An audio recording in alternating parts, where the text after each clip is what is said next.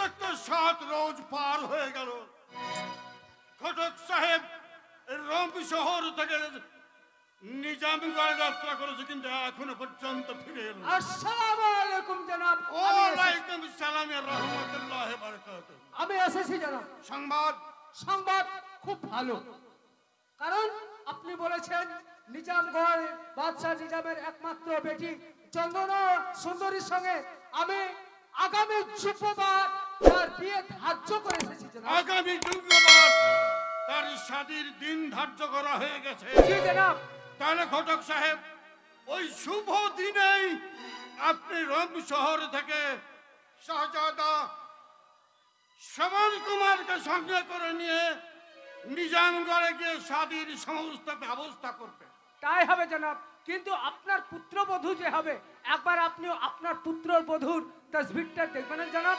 না, তসবির দেখার প্রয়োজন নেই, ওই দিনেই শাদীর ব্যবস্থা করা হবে। বেশ জনাব, তাহলে খোদা হাফেজ, আমি আসি।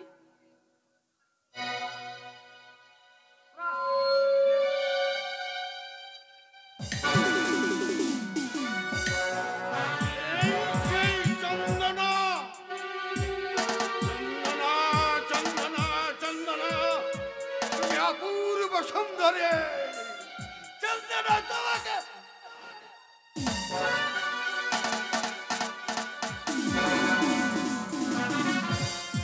জনাব।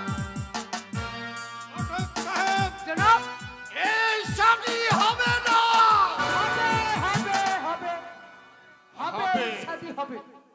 হবে ঘটক সাহেব, হবে। তবে এই শাদী শ্রবণ কুমারের সঙ্গে হবে না, তবে এই শাদী হবে আমার সঙ্গে।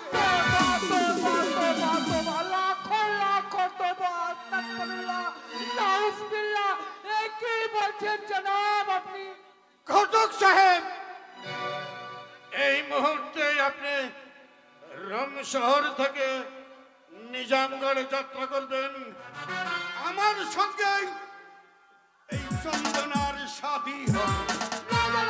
আমি ওই নিজামগড়ে যাব না জানাব, গেলে আমাকে সেই নিজাম বাদশা আমাকে চিন্তা কুরবানি করবে জানাব। ঘটক সাহেব আপনাকে কোরবানি হতে হবে না, আপনি আমার তাজটা সঙ্গে করে নিয়ে সেখানে যাবেন, বলবেন শাহজাদা শ্রবণ কুমার অসুস্থ হয়ে পড়েছে, সে আসতে পারেনি, তাই তাজের মালা দিয়ে শাদীর কাজ সম্পন্ন করতে হবে। কারণ শরীয়তের হাদিসে আছে তাদের সঙ্গে যদি শুভ বিবাহ হয় তাহলে সেই শুভ শাদী জায়েজ হবে। তাহলে আমাকে যেতে হবে জানাব। হ্যাঁ, যেতে হবে।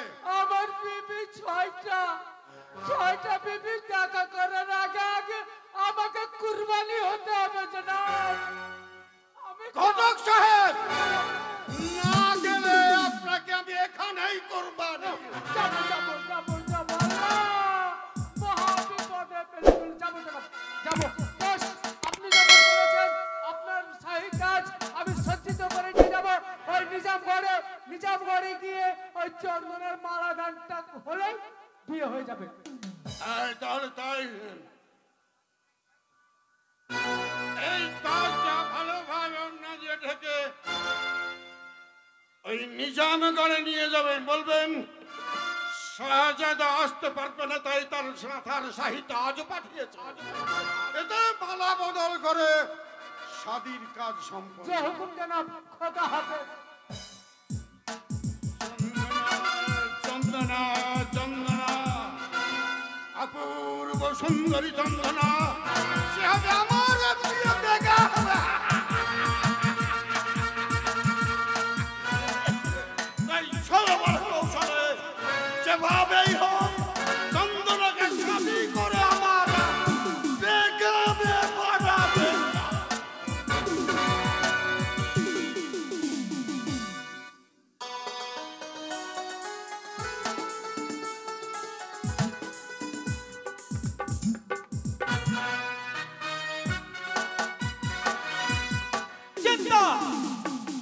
আজ মেয়ের আমার শাদী, কিন্তু এখনো লোকজন আসলো না।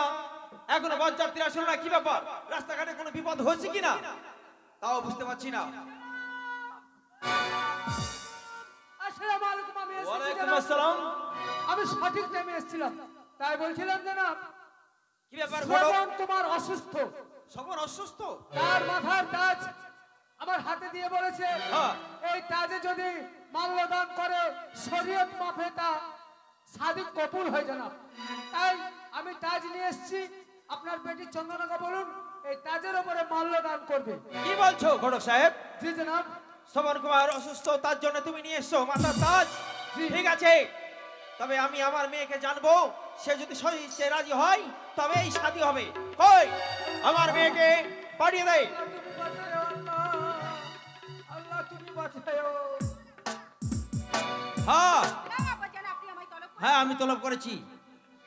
এই ঘটক এসছে আমাদের শ্রবণ কুমার, সে অসুস্থ, সে বাড়িতে অসুস্থ হয়ে পড়েছে, তার মাথার চাঁদ আজ এই শাদীতে পাঠিয়েছে। তুমি এক কাজ করো, তুমি তাজকে বিয়ে করবে। আব্বাজান, শরিয়াতের নিয়মে যদি ওই তাজের মাথায় বরমাল্য দান করলে সেই শাদীকে কবুল করা হয়, তাহলে আমি আপনার কথা অনুযায়ী তাই করব আব্বাজান। ওই তাজের মাথায় আমি বরমাল্য দান করব।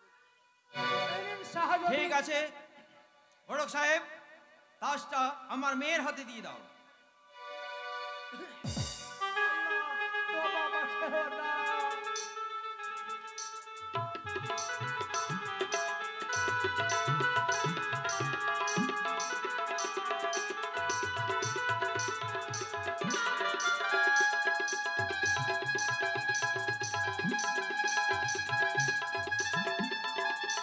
আব্বাজান! কে? কি আব্বাজান? কি হলো? এই তো শ্রবণ কুমারের তাজ নয় আব্বাজান। শ্রবণ কুমার তাজ নয়? এই তাজের মাথায় সম্রাট সিজিয়া বাদশার নাম খোদাই করা আছে। সিজিয়া বাদশার নাম? ঘটক সাহেব, আমার সঙ্গে শাদী দেবেন বলে কিন্তু বয়সের সম্রাট সিজিয়া বাদশার তাজ নিয়ে এসেছেন। ওই তাজের মাথায় বরমাল্য দান না করে আমি শতবার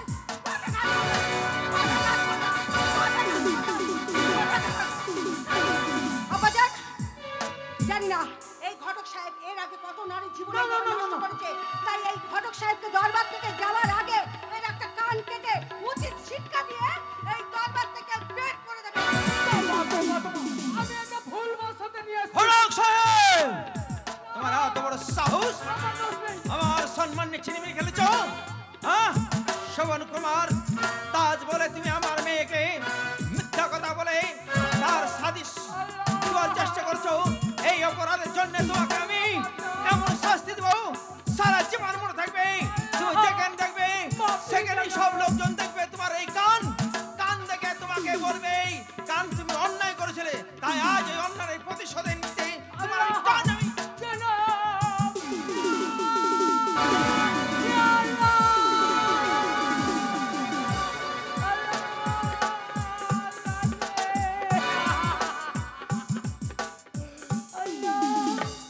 চিরিক চিরিক করছি আল্লাহ। ওরে আল্লাহ রে, আমি বলেছিলাম জনাব আমি যাব না।